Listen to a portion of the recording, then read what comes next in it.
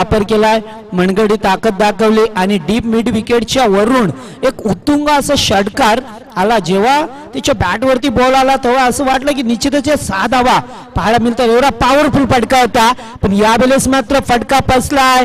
झेलखाली क्षेत्ररक्षक केशव होते, no mistake. फलंदाज बाद होतोय आणि ज्या फलंदाजाने षटकार दाखवला तो फलंदाज सुद्धा बाद होतोय.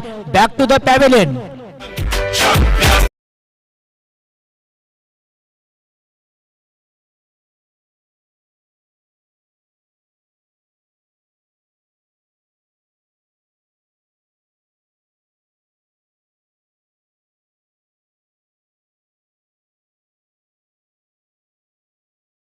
त्यांना माहित आहे 50 ते 55 धाबांचं लक्ष ठेवावं लागेल चिखलोली संघासमोर.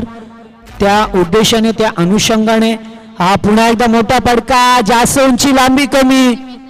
दीपेश सालुंके झेलखाली आणि दुसऱ्या अटेम्प्ट मध्ये दुसऱ्या प्रयत्नात मात्र झेल टिपतोय. बॅक टू बॅक दुसरा विकेटचा झटका लागतोय. प्रणित सालुंकेला मिळाली ही फार मोठी सफलता.